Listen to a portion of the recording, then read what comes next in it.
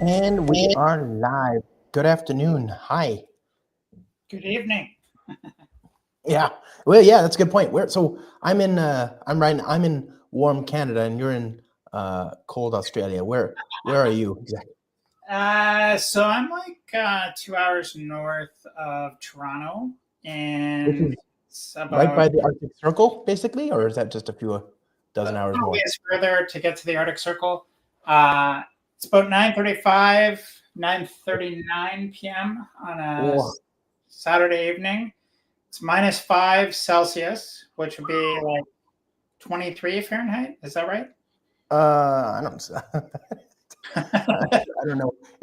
I'm in the Blue Mountains uh, in Australia, in Eastern Australia, and it's 25 Celsius here, and it's Sunday the 15th That's at 1:40 p.m. almost.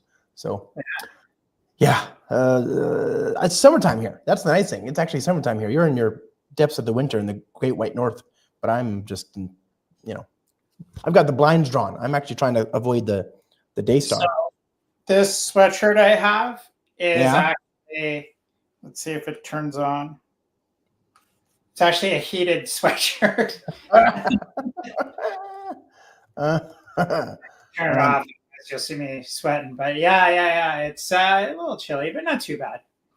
not yet. Not as like Canadian cold goes. You've got many more degrees, to go. Have you ever seen that Saturday Night Live sketch where they have the Washington's Dream or whatever it's called? Like it's a sketch where they have they visit General Washington as he's rallying the troops, in the Revolutionary War, and he lays out his dream for America, and he talks about we'll have one system of measurement based on pens, and then a totally random one. Our great nation will use the totally random one. Like Yeah. it's like, and somebody asks, like, somebody says something about the plight of men of color in the country, and George Washington just looks right past him and goes, "You asked about the temperature," to which he responds, "I did not." And he says, "Well, there will be three different systems. Our system will use some of them." He says something like, "There are going to be three different systems, two of which make sense, and one of which is Fahrenheit. Our great nation will use Fahrenheit." Somebody else says, "Spell it." Impossible. Like, Yeah, can't be done. Just uppercase F. yeah. So it's comfortable here. But yeah. Anyway, thanks for joining me from the Arctic Circle. Is, I guess, what I'm trying to tell you. I don't trip over any penguins on your way back to your home. And I shall avoid the day star. Look at me. I don't like. This is me tanned. I'm still as white as a sheet. And this is me. Right. This is tanned as I get, and from here it goes straight to like bacon. I just char. There's nothing. There's And nothing in like between. Australia, isn't there like hole in the ozone or something? Like, are there places you could walk where you'd just be like Superman vision fried? Yeah. Skin, you can see right through it. Yeah, it's horrible. But I look. Obviously, it's not good. The climate situation is terrible all around the planet, and it's getting worse, it seems, by the day. But one of the things, one of the very few success stories was the spray cans and all that. The Aerosol, aerosol, those cans.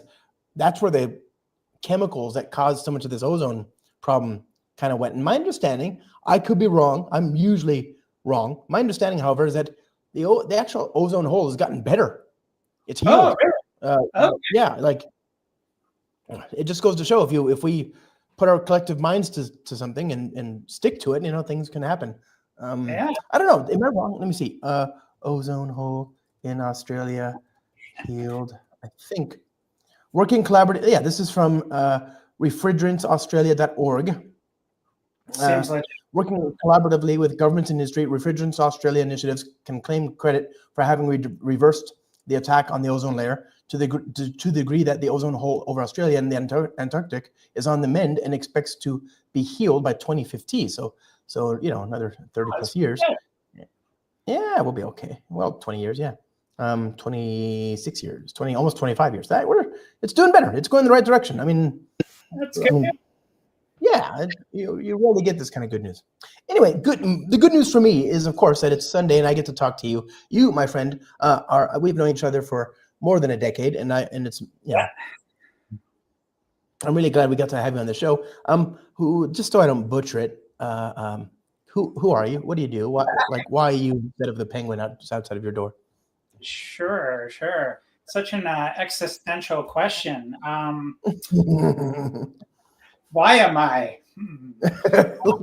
No, why are you here instead of the penguin? Or I don't know. Well, I mean, should we, talk career? Time at Java, that kind of thing. Well, I mean, I knew you from the old Pivotal days. The tribes of Pivotal. But what are you doing right now? We'll work backwards. Oh, okay. Yeah, let's do that. So right now I'm at Intact Insurance, which is one of the major insurance providers in Canada globally. And I'm working in the developer experience productivity team. And over the last few years, I've just become fascinated with how structures within large organizations kind of weave their way into how developers produce software or struggle to produce software. So I'm sort of on this big mission to create, an abstraction to kind of smooth that out a little bit. So building a bunch of tools to share knowledge and help developers be more productive is kind of what I'm working on and my passion at this time. Can I ask a stupid question before we get into the nitty-gritty there?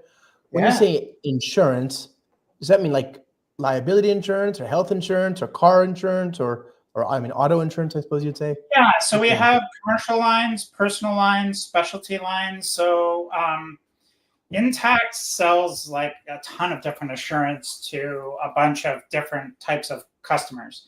So I was a customer myself of Intact Insurance. So like my house, my car, my snow machine, I've got one of those. Got a four-wheeler also insured by Intact, all the toys. But even larger businesses that have like fleets of vehicles. So lots of different products. Right. Okay. And so your role there is to sort of facilitate software and do so with a team. And as software is a team sport, I think what you're trying to say is you sort of wherever you can improve that effort, you want to. Yeah. So we're building. Sorry, what was that? That synergy. I hate to use that word, but yeah. We're building a developer portal. We're also building a couple of other tools. I actually just wrote a blog post on LinkedIn on one of the tools we launched. Can I share that? Can I promote but stuff? we have to read it to people because remember, this is going to be ultimately a podcast, so we can't just leave it on the screen. But yes, go ahead and share it. Bring it up and I can put it here and we can read it out and talk about it. Okay. Let me find it. Earlier I was not scared. I found it. Okay. It's not that fast.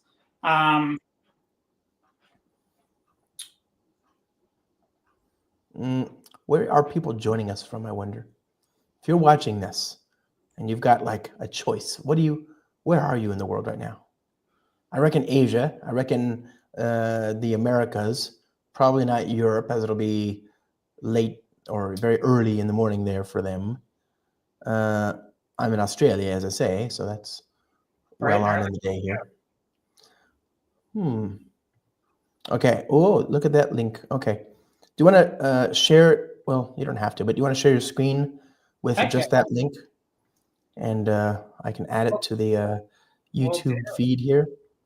Oh, it's so purple. Do you see the present button? Yeah. Dooby-dooby-doo. Slides, PCF, share screen. Dare I? No, just share the tab. Don't share your whole window. Oh, God. Too late. So this is the first thing that we released. Can you see my screen okay? Yeah. Yes. So the title is a community-driven approach to implementing practices in large organizations. Maybe command plus that like several times. You got it, buddy. Woohoo! Now, this diagram is kind of important to sort of everything I'm doing. So I have this theory that there's kind of this unique IT culture that forms in any kind of place that's been running technology over a period of time. And you might say, well, I'm a bank, you're a bank, You're a bank. Yeah, we're all banks, right? So you may say, well, the software might be the same because we're in the same domain problem space, right? Where we have the same regulators. But the thing is, there's this kind of synergy that I believe happens with vendor relationships, with contracts and commitments with those vendors, but also when things go wrong in production, like stuff breaks, Imagine. Yeah, it just happened to me Friday. Actually, that's why I couldn't do the podcast with you on Friday. But there's often this knee-jerk reaction, right? Let's create a policy or a process to make sure that doesn't happen again. And if you ran technology for a really long time, that all piles up. So you got this kind of little sort of synergy of things that are somewhat unique to the place. And then that sort of forms this, what I call the unique IT culture in this little diagram. So your IT teams are sort of, interfacing with this, and then you've got your business teams. So they're, supplying the funding, and these people are delivering the software. You got the customers. You'll notice there's kind of a chasm here between the customers and IT teams. And missing in this diagram is your infrastructure and your service providers within the place, right? So if you're a dev and you just came in to write some React code, it's not like you can just grab your laptop and start coding and you're going to be able to use all the libraries and tools and work all the ways you would expect, or even what the industry is doing. And this is where I'm kind of a little bit obsessed right now, is what are the abstractions and tools we can build to help in this particular situation, if that makes sense. Is it a function of, well, you said you hinted at the sort of strata of reactions and responses and policies in response to existing or prior incidents that sort of accumulates over time, and then and what it sounds like you're also highlighting that there's a sort of lack of visibility in different organizations, different parts of the organization, one team looking out onto the void, seeing others, etc. Is that 100%? So you got the silo behavior, and then Conway's law, all the stuff we were so fond of talking about at Pivotal. So that all comes into play. And a scenario comes where someone shows up to write software and do a really good job, and there's all these what feels to be bizarre circumstances that's derailing this person from coding the way they'd like. But if you take a look at what you just described and sort of the history of technology, you'll see that history of technology in that place, you'll see that there's actually good reasons as to, well, there are reasons. Let's not say good. There are reasons. Well, or maybe maybe it's true that there were good reasons, but those reasons are no longer 100%. 100%, right? So you have a set of rules that were very related to running on your data center. And, you have to have explicit IPs that are known, right? And then when those rules go to public cloud, when things are sort of dynamically provisioned and you've got a range of IPs, all of a sudden those rules aren't so good anymore, right? But you're right. At the time, they were reasonable, 20, 30 years ago, right? Or even 5 years ago, yeah. Or even 5 years ago, right? I mean, I don't know, as you know, our industry moves really fast. Okay, so what is the solution? Is that where the developer portal stuff comes in, or? So I believe so. This particular article, or this particular application we just launched, is actually about sharing practices. And the approach that I took, a lot of times people just say, well, we're going to determine, teams within a larger enterprise, or say we're going to determine a practice, right? This is, what Netflix is doing, or what Spotify is doing, or whatever, right? But the problem is, due to all that stuff we talked about, it may not be possible. So I think in some cases, this concept of best practice, and also because of Conway's law and the silos we talked about, where one team is staring across a void, as you said, and they can't even see what the other teams are doing. You get these little islands of like, this line of business has created software and they've done it in a really specific way for the situation they're in. And it's doing great for the business. Maybe it's making millions of dollars, right? Selling widgets or books or whatever it is. Yeah. So for you to come in and say to them, well, here's how you're going to do APIs now, or here's how you're going to do, mocking in your test cases, it may not work for them.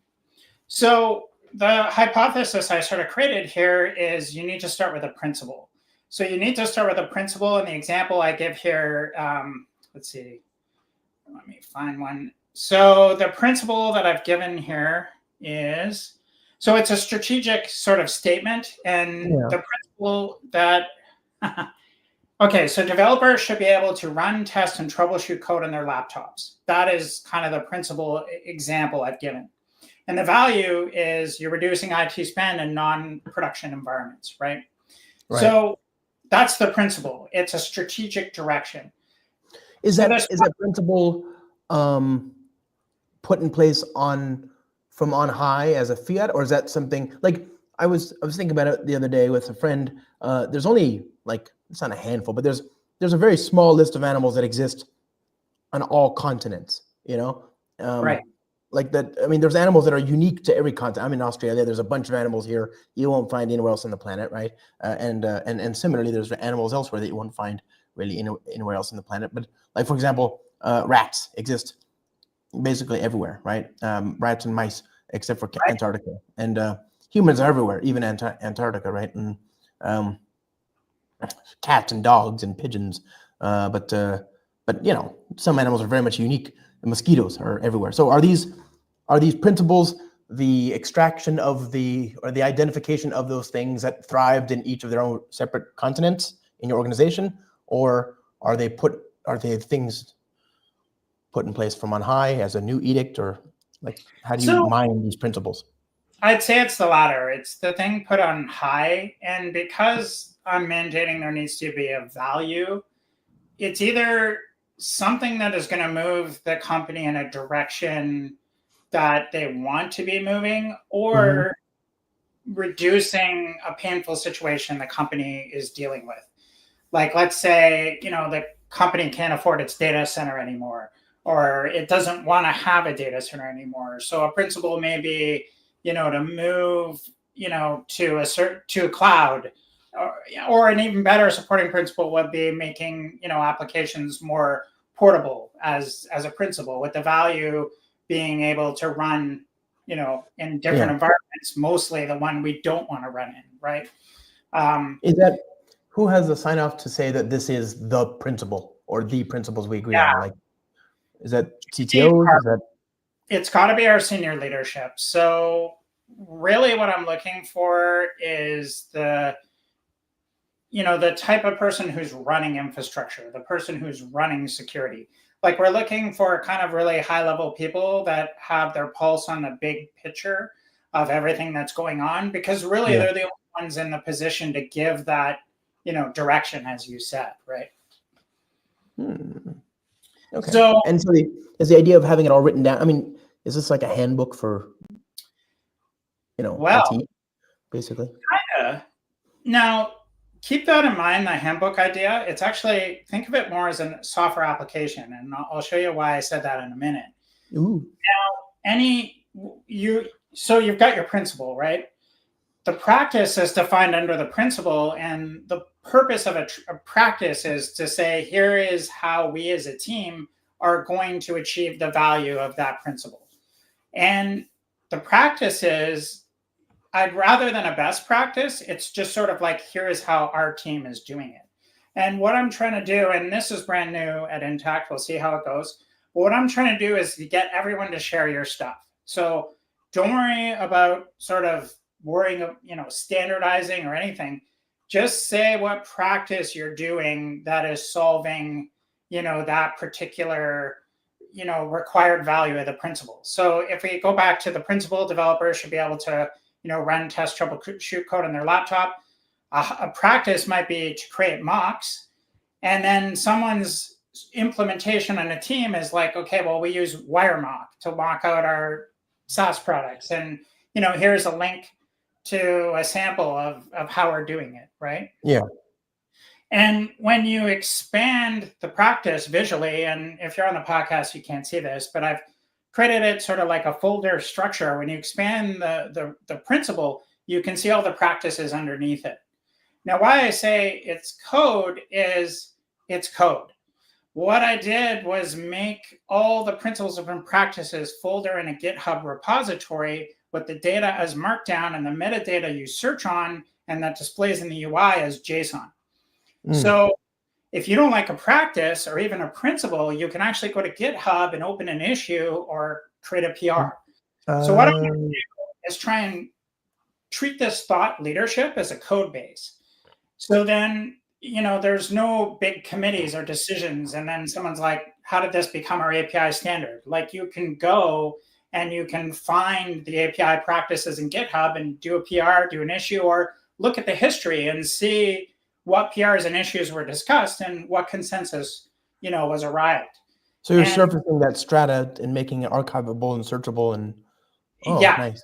Okay. So what I do is what we do is every time there's a merge to the main branch, the application actually dynamically reads everything in through Git and creates an in-memory representation that is searchable.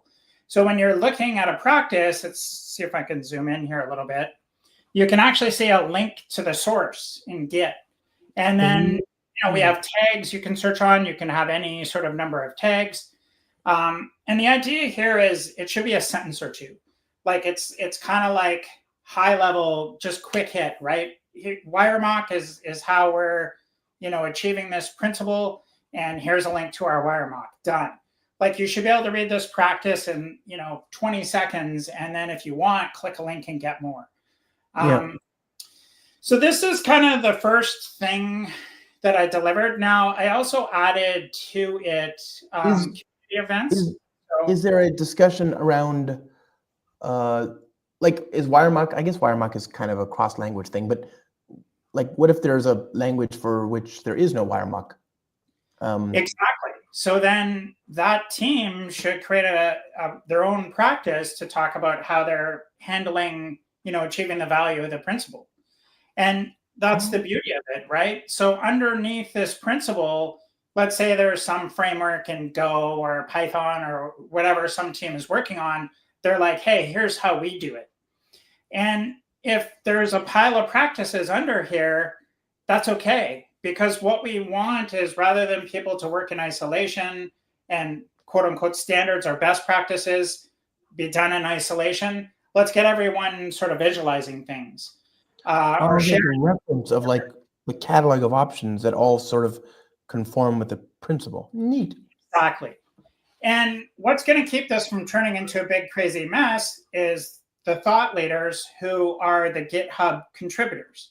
So the same way that the Spring framework isn't a big crazy mess, it's because people who know Spring are looking at the PRs and looking at what gets into the code base.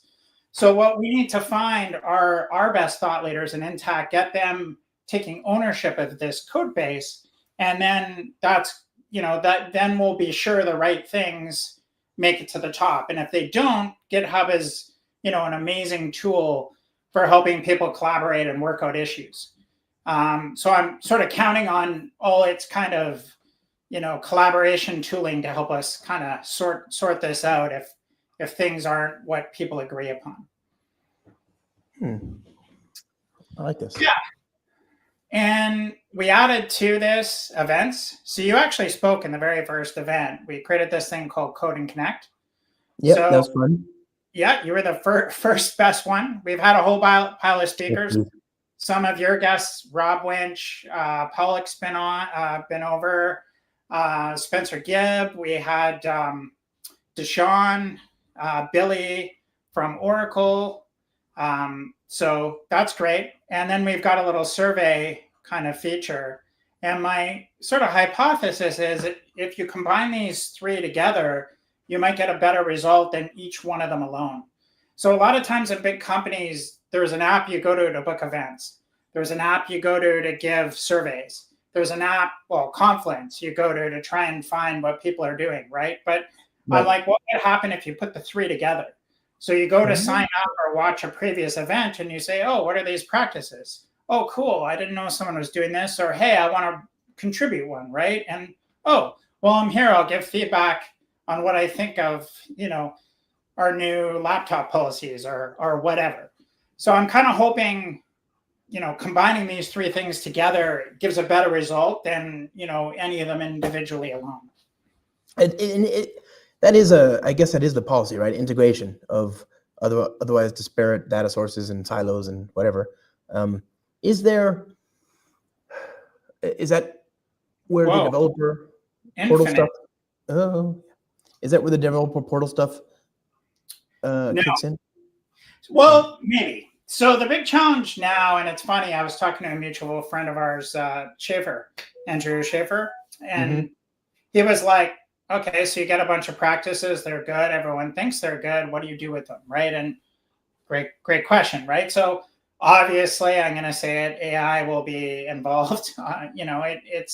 It's just too easy to have it not, right? Like Right. GitHub has Copilot built in, and Markdown and JSON are perfect prompts to an AI. So you can say, go through this repo, look for all the tags that match the tag of this team, and then look at this PR and see if it conformed to the practices they've agreed upon. But the developer portal could be the next thing, right? So if there is a practice to use a certain library or a certain coding pattern or, whatever, Yeah. our developer portal has actions. So you can go as a developer to this portal and sort of click and have things happen for you.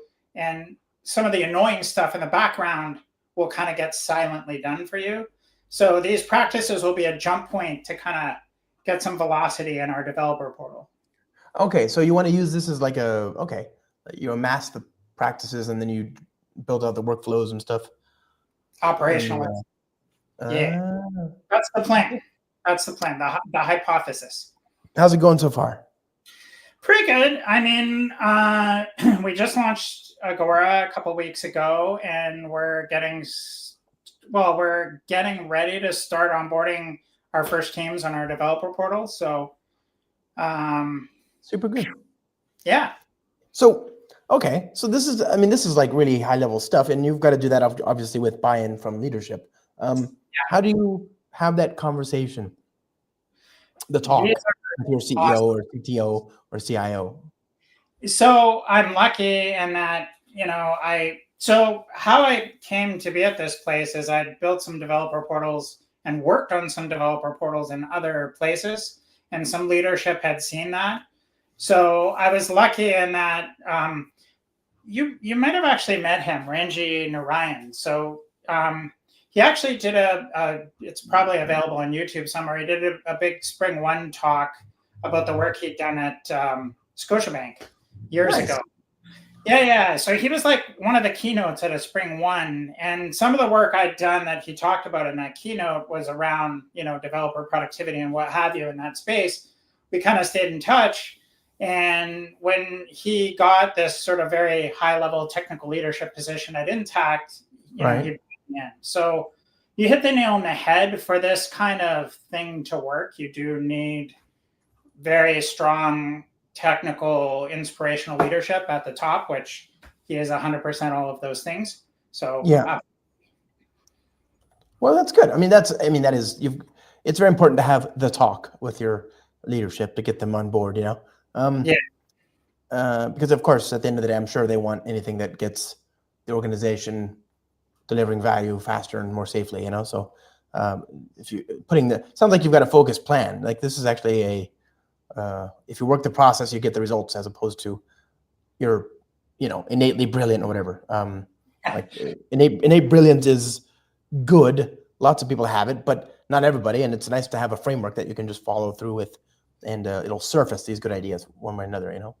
Yeah, and like a key thing we want to add is a lot of observability, right? A lot of ways to sort of say, well, how are we doing now? How are we doing when we add this? Like obviously there was the feedback a feature I showed you, but that's more like people's kind of sentiment. What we want to Yeah. do is get a lot more instrumentation and a lot more sort of touch points. And what I'm really interested in measuring is those moments where you're not using a tool, like humans have to get involved to decide how or if you can use the tool. And it's like, okay, well, how disruptive is that? You know, how long did that take? How many people did someone have to talk to? How exhausted are they at the end of all of that? So that's kind of also really what I want to try and figure out how to measure. Nice. Yeah. Okay. So when you're building this stuff, I mean, obviously that it's not just you, right? There's people, but Yeah. what are the, tools, trends, and technologies? I mean, getting into the bass tax software, what Yeah. kind of framework, libraries, etc. are you using? So I'm all Spring, man. I mean, Imagine. well, what was that baseball quote? I forget who said it. Spring's been good to me. That guy who was like, baseball, she's been good to me. I forget. Sammy Sosa, maybe. I mean, Spring has always been something that just I really liked, and it's very pervasive. So, there's solutions out there like Backstage, and there's a lot of other things I think emerging. Yeah.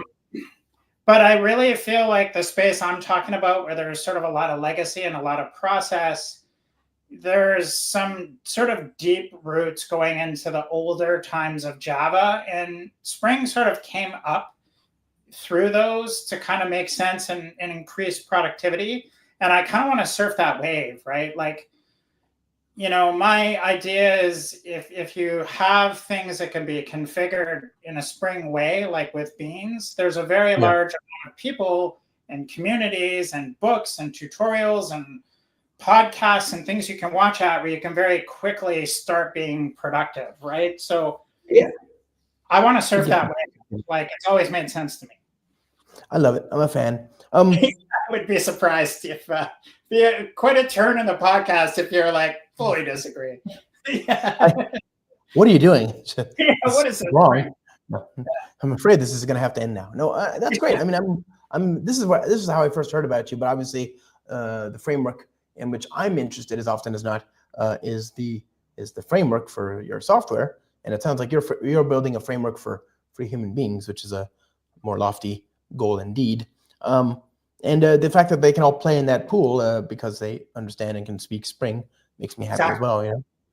So React is the front end. So React is I've had a few experimentations with sort of different front ends throughout my career, and I had some bad JavaScript experiences early on, but I have to say, like, React is pretty awesome, and I'm not super great at it. I mean, my comfort zone is more with Spring and backend code, but the people I've found that are doing React stuff for me, like what they're able to do and how quick they're able to do it and the quality of it, it's awesome.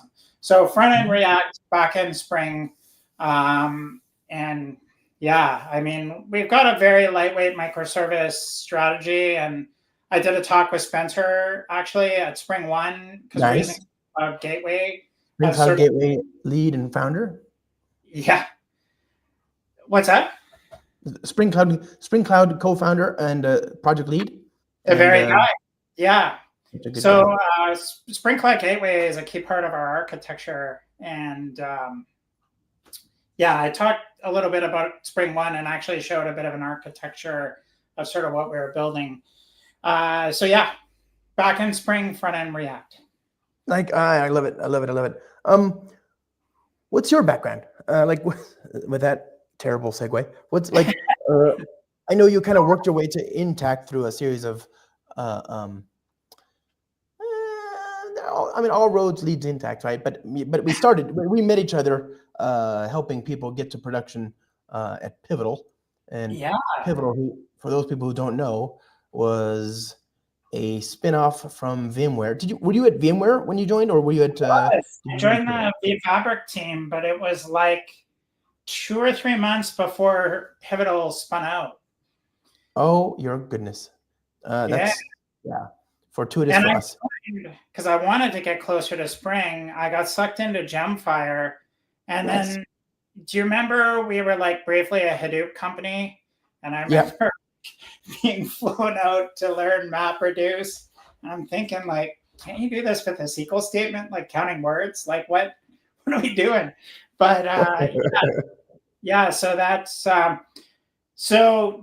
when I met you. I mean, I was doing a workshop for a bank, and someone recommended I bring you in, and I think you remember that workshop. Oh, that was so much fun. Let's not name names or anything like that, but that was a lot of fun. I remember that. I Yeah. remember the first time we got to hang out in Toronto, which is one of my favorite cities on the planet now. The moment you and I shared at Pivotal, that moment in time, that zeitgeist, that incredible sort of, I think about that a lot. I just do. I think we were lucky, like a few others, to have been a part of that. And the only other company I can think of that invokes the same awesome sort of wave change, tidal change was Sun, and I see people today, the tribes of Sun and the tribes of Pivotal are many. And if you bump into somebody from Pivotal, it's probably somebody worth working with, Yeah, I mean, we really were at ground zero. Like, I still remember the spring one when Dave Sire showed Spring Boot, and everyone was talking about Spring Boot, and I had this sort of brief love affair with Spring Roo. So I was like, what is this? It's Spring Roo Part 2. Like, I wasn't sure what to think. And then I saw him on stage, and I saw what he was able to do, and it was just like, this changes everything. It does. And just everything we did around sort of containers and Cloud Foundry, and just, I remember working with a team where they were just doing deployments on the weekend, and it was kind of, everyone has to take their Saturday off, and if the app isn't live by 2, you got to do the rollback, and this big crazy thing, right? And over the course of 6-7 months, blue-green deployments during business hours, like, it was just some of the stuff we were able to do, when you combine it, Cloud Foundry with Spring, with all the ecosystem we had going, it was game changing. Huge. And not to mention, it was fundamentally, because what you just described, they were religious about that. They don't want you at the office at 5:01. They were, it was just a ghost town. They just do not want heroes, so-called heroic coders and all that. It should be sustainable. I really actually, that was such a, it's still a quaint idea in a lot of parts of the world. It was such a good idea, and it worked. We saw it worked for us and for organizations with whom we worked. And you mentioned the Cloud Foundry stuff. I love Cloud Foundry, right? Cloud Foundry, just still haven't found something that does it better. I've looked. It's stupid, simple, and it works, and I love it. But then all that only worked if you had really great boss sauce sort of data middleware. So you mentioned Hadoop, and less said about that, the better. Moving on, there was this thing called Gemfire, which Gemfire was, for me, one of those things where it was the best kept secret we had, right? The best kept secret in open source. I remember when I joined the VMware team, and we had this thing called Gemfire, which originally was built in Smalltalk, right? Like, it was a different thing, and it was just one of those things where it was called Gemstone back then. Every organization you've ever heard of was probably running it, and yet, a lot of people just didn't even know about it. It was just freaking phenomenal. I mean, I'd used things like Coherence, and I used Hazelcast and all that, but Gemfire was just this incredible workhorse that had every feature you could imagine wanting. Some of which you had to pay very dearly for in other infrastructure implementations, But the only problem with it was that it was solving an intrinsically complex problem. And so when it got to the point where, there's an auto config in Spring Boot that reduced its consumption footprint, like the cost of using it cognitively became much smaller. I was like, oh, so good. So good. And then did you help? So I remember you were like one of the few people that could actually you were like the Gemfire whisperer, right? Like you. Well, I mean, I knew a little. So what happened is when I joined the one sort of active client we had, so I was all excited. I'm going to work with Spring and Rabbit and all these things. And my boss at the time was, he just sold this to, really big bank in Canada, this Gemfire thing. And at that time, Gemfire wasn't open source, so I'd never heard of it. And to be honest, I didn't know anything about distributed computing. So I was just lucky. It was such a large deal. A bunch of the thought leaders of Gemfire sort of were constantly coming to Toronto, and I got to spend time with them. And I struggled a lot. Like, distributed computing was hard, and there was just a lot of crazy concepts. Gemfire sort of had this, almost like MapReduce distributed computing sort of execution, and your queries, and it was moving data around, and it had its own network and all kinds of stuff, right? So there was a lot of moving pieces for me to get my head around, and that team was just so awesome. A bunch of them took me under their wing, just started learning it, and then it's like, hey, why don't you do another one? So went off and did another one, and like, this is why I loved working with you, because between the two of us, I felt like I knew a fair bit about Spring, you knew a fair bit about Gemfire, I knew a little bit about Gemfire, and you knew a little bit about Spring, and we both loved and worked with Cloud Foundry. I felt like there was just bring on any problem. I feel like the two of us could solve that problem, and we could do it quicker than the alternatives. It's just such a wonderful trinity. And it's still there. You can still get Gemfire, you can still get Cloud Foundry, and you can definitely get Spring, right? But I'm just saying, you and me together, I felt like we were like, I was Robin to your Batman. It was cool. I miss those days. Or vice versa. No, not really. No, it was really cool, man. I miss those. It was fun working with you. And that's why I'm really glad to hear what you're all doing now at Intact and all this cool stuff you're doing around it's leadership, but it's leadership. The best leaders don't lead, they give. You know that Antoine Saint-Exupéry quote, right? That Antoine Saint-Exupéry,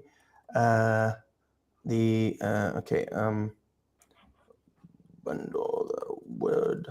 Okay, hold on, I'm looking. Okay, this one, you've heard this before, but for the audience, Antoine Saint-Exupéry, who wrote The Little Prince, he says, if you want to build a ship, don't drum up the men to gather wood, divide the work, and give orders. Instead, teach them to yearn for the vast and endless sea. So again, you're a leader, but the way you're leading is by making everybody else want to be a part of this big mission, as opposed to barking orders at them, Yeah, and I like to be a part of the solution. Like, I still code and do PRs and, pair with my team, and I'll code some stuff and have someone from my team watch, give me their opinion, and then we'll switch it around. So I really feel like you can't really direct and sort of inspire unless you understand how things are working. And I just, ironically, I don't think I knew how to say that person's name, but I used that quote last week because we were sort of in a large meeting talking about something, and it came to mind because I've been at a talk with Adrian Crocroft, and is that how you say Crocroft? Crocroft, yeah. And he used that quote when he was moving the architecture at Netflix, right, to be microservice oriented. And it's funny you should bring that up. Like, I just used that quote, but I have no idea how to say that guy's name. So, that's okay. Well, it's a great quote. Yeah, it seems obvious that you would be an adherent to the good idea in that one. My friend, you're awesome. I enjoyed talking with you. I love hearing about what you're all doing and all this cool stuff you're doing. I can't wait to hear more. People are going to need to know where to find you if they want to hear more. So a couple questions. Are you on the internet? And if so, do you want to be found? And finally, where do people find you? That's 3 questions. I lied to you there. There's not 2. I think LinkedIn is kind of it for me right now. I used to have a website. I don't even know if it's still live. Let me just quickly check myself. Awkward. It is, but really, I haven't updated it in a really long time. Yeah, LinkedIn. It's the best Okay. place for me. I share everything on there, most active there.